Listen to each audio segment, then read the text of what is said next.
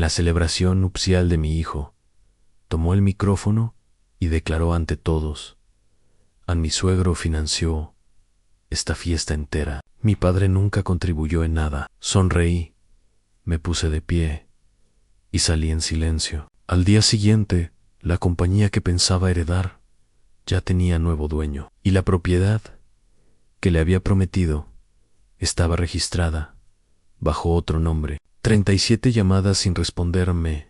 Llamo Osvaldo. Tengo 70 años de experiencia en la vida, y ese día llevaba puesto el traje que reservo para las ocasiones más importantes. Había llegado a esa ceremonia con el pecho henchido de orgullo paternal, imaginando que finalmente vería a mi muchacho formar su propia familia. ¿Cuánto me equivoqué?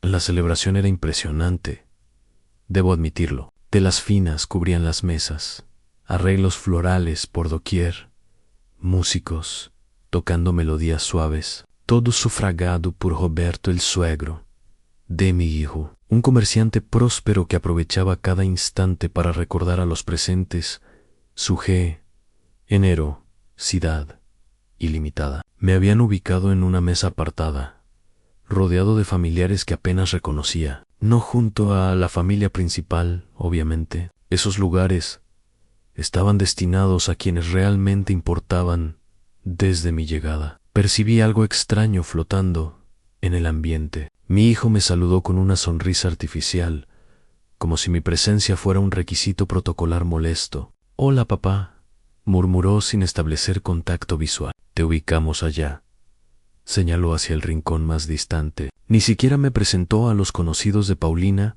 que charlaban cerca. Era como si fuera invisible, alguien que debía estar presente por obligación, pero que todos preferirían ignorar. Paulina lucía un vestido color perla, realmente hermoso. Cuando me acerqué a felicitarla, me recibió con una cortesía helada, como si fuera un invitado cualquiera. «Gracias por asistir, don Osvaldo», dijo con una sonrisa que no alcanzaba sus ojos.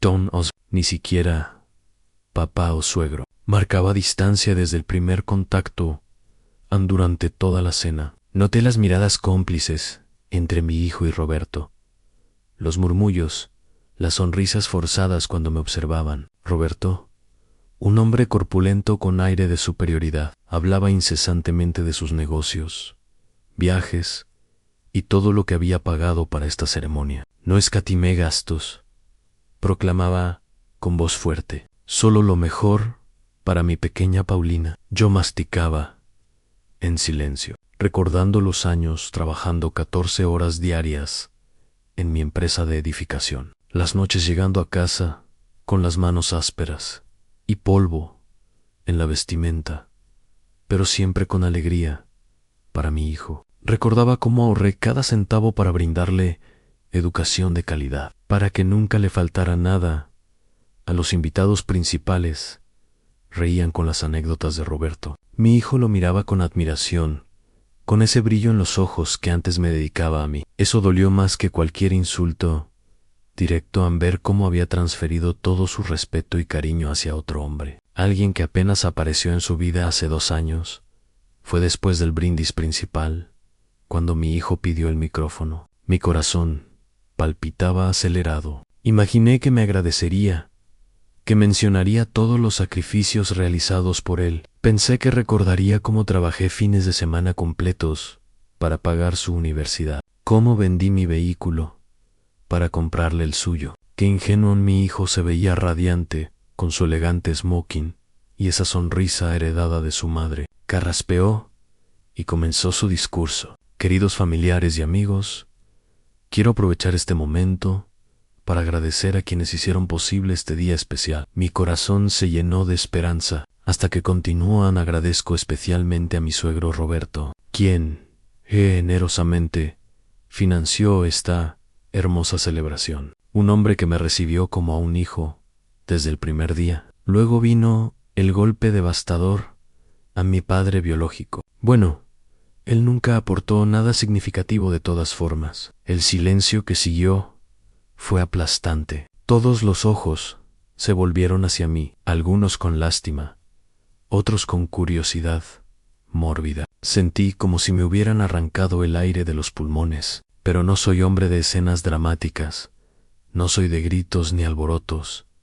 Hice lo único que mi dignidad permitía, an sonreír. Me levanté con calma, sintiendo las rodillas temblar ligeramente. Caminé hacia donde estaba mi hijo. Le di una palmada en el hombro y susurré en felicidades, muchacho, que seas muy dichoso. Saludé a Paulina con un beso en la mejilla, estreché la mano de Roberto y me dirigí hacia la salida. A nadie me siguió, nadie me llamó, nadie preguntó si me encontraba bien. Simplemente me marché con la frente en alto, con la misma dignidad que había enfrentado todos los desafíos de mi vida, pero por dentro, mi corazón se fragmentaba en miles de pedazos en esa noche, en mi hogar vacío. Me senté en la cocina con una taza de café frío y tomé las decisiones más trascendentales de mi existencia. Decisiones que mi hijo jamás anticipó. Para comprender lo que sucedió después, necesitas conocer mi historia. No nací en una familia acomodada como Roberto. Nací en un vecindario humilde, donde el agua caliente era un privilegio y los zapatos se usaban hasta quedar completamente destruidos. Mi padre trabajaba en una fábrica y mi madre lavaba ropa ajena para complementar el ingreso familiar andés. Desde los 15 años supe que debía construir mi propio destino. Comencé como ayudante en construcción, cargando sacos de cemento que pesaban más que yo. Mis manos se cubrieron de callos, mi espalda se dobló por el peso, pero cada día aprendía algo valioso: cómo preparar el concreto, leer planos, calcular materiales. No tenía educación formal, pero poseía algo que el dinero no compra: determinación absoluta. A los 25 años, con mis ahorros y un préstamo que me quitó el sueño muchas noches, establecí mi propia empresa de construcción en Construcciones Osvaldo. Nada pretencioso, solo mi nombre y mi palabra. Al inicio éramos 3: yo, mi compadre Luis, el electricista, y un joven carpintero llamado Carlos, que trabajaba por comida y poco dinero. Fue entonces cuando conocí a Graciela. Trabajaba como secretaria en la oficina de permisos de construcción. Cada vez que tramitaba documentos, ella me asistía con una sonrisa que iluminaba el lugar. No era la mujer más hermosa del mundo, pero poseía algo que me conquistó inmediatamente y me trataba con respeto genuino. No importaba que llegara con las botas embarradas y el uniforme manchado de pintura. Siempre me recibía como si fuera la persona más valiosa del mundo. Nos casamos 2 años después, en una ceremonia sencilla, nada comparable con la fastuosa boda de mi hijo, pero fue nuestro momento perfecto. Graciela llevaba un vestido color crema que había confeccionado ella misma, y yo estrené mi primer traje comprado en cuotas. Éramos felices con lo poco que teníamos, porque sabíamos que lo habíamos conseguido con trabajo honesto. A mi hijo llegó 3 años después. Recuerdo perfectamente el día de su nacimiento. Estaba en una obra cuando Luis llegó corriendo. Osvaldo ya nació. Dejé todo y corrí al hospital. Cuando vi a ese pequeño ser en los brazos de Graciela, supe que mi vida había cambiado para siempre. Ya no trabajaba solo para mí, trabajaba para él desde ese día. Cada ladrillo colocado, cada edificio construido, cada madrugada levantándome, fue pensando en mi hijo. Quería darle todo lo que yo no tuve en educación, oportunidades, una vida digna. Cuando tenía 5 años, lo llevaba a las obras los fines de semana. Le ponía un casco pequeño y le daba herramientas de juguete. Mira, papá, decía orgulloso, yo también construyo como tú. Los años transcurrieron y mi empresa prosperó. De 3 empleados llegamos a 20. De construir casas pequeñas, pasamos a edificios de apartamentos. De trabajar en el vecindario, expandimos a toda la ciudad. Pero cada peso extra ganado, cada contrato nuevo conseguido, tenía un solo propósito: asegurar el futuro de mi hijo. Cuando cumplió 18 años, le compré su primer automóvil. No era nuevo, pero funcionaba perfectamente. Lo recibió con indiferencia. Gracias, papá, dijo sin emoción. Ya no tenía esa chispa de admiración en sus ojos. Algo había cambiado en él, o quizás en nuestra relación. En Graciela siempre fue mi apoyo, mi consejera, mi mejor amiga. Cuando mi hijo empezó la universidad, ella me decía: Osvaldo, el muchacho está creciendo, encontrando su propio camino. Yo no comprendía por qué hablaba cada vez menos conmigo, por qué parecía avergonzado cuando sus amigos visitaban nuestra casa y me veían con ropa de trabajo. Es normal, me tranquilizaba Graciela. Todos los jóvenes pasan por esa etapa. Ya valorará todo lo que hiciste por él. Pero ella se equivocó, o tal vez no tuvo tiempo de verificar si tenía razón, porque hace 5 años un infarto se la llevó en una noche, sin avisar, sin despedirse, sin darme oportunidad de decirle cuánto la amaban. Mi hijo tenía 30 años cuando murió su madre. Pensé que esa tragedia nos uniría, que él entendería que solo nos teníamos el uno al otro, pero ocurrió lo contrario. Después del funeral, comenzó a visitarme menos. Nuestras conversaciones se volvieron breves, protoclarias. Fue después de la muerte de Graciela que conoció a Paulina, una chica educada, de buena familia, hija de Roberto el empresario. Al principio me alegré, pensé que finalmente había encontrado a alguien que lo haría feliz, pero pronto me di cuenta de que Paulina venía de un mundo diferente al nuestro, un mundo donde el dinero no se ganaba con las manos, donde la elegancia superaba la honestidad. La primera vez que Roberto visitó mi casa, noté cómo observaba todo con cierto desdén. Los muebles que Graciela había elegido con tanto cariño, las fotografías de la empresa en las paredes, mi sillón favorito. No dijo nada, pero sus ojos hablaban por él. A mi hijo comenzó a cambiar. Dejó de usar las camisas que le regalaba y empezó a vestirse como Roberto. Dejó de hablar de la empresa familiar y comenzó a hablar de nuevas oportunidades. Dejó de llamarme papá y empezó a llamarme viejo. Al principio pensé que era cariñoso, pero pronto entendí que había una distancia fría en esa palabra Hayes, dos ecos. En una cena familiar, le pregunté si le gustaría trabajar conmigo en la empresa. Podemos ser socios, le dije. Todo esto algún día será tuyo. Me miró con una sonrisa vacía y respondió: papá, tengo otros planes. Roberto me dará una oportunidad en su empresa. Esa noche comprendí que había perdido a mi hijo mucho antes de que se casara, pero seguí luchando, seguí esperando. Seguí creyendo que en algún momento recordaría de dónde venía, quién lo había criado con amor y sacrificio durante los 2 años de noviazgo. Las señales estuvieron ahí, claras como el agua, pero yo, como un tonto, preferí cerrar los ojos. La primera señal fue sutil. Dejó de invitarme a las cenas familiares importantes. Son muy formales, papá, me decía. ¿No te sentirías cómodo? Luego me enteré por casualidad que había llevado a Roberto a conocer mis oficinas cuando yo no estaba. Mi secretaria, Verónica, me lo contó. Vino su hijo con un señor Mayo R.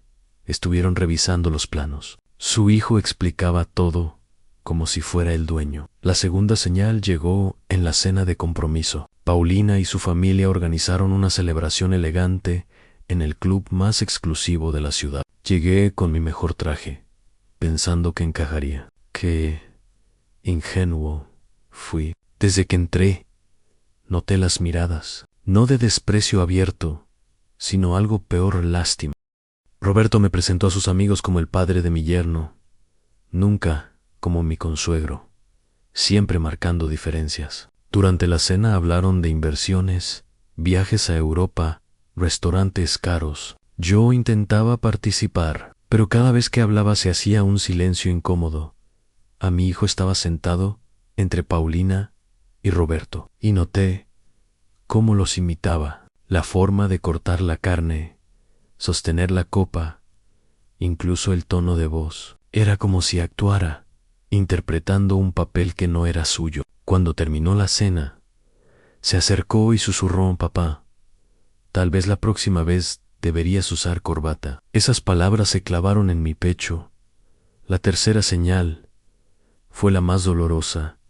Ann dejó de venir a mi casa. Durante 30 años, todos los domingos venía a almorzar. Era nuestra tradición. Yo cocinaba el guiso que le gustaba desde niño.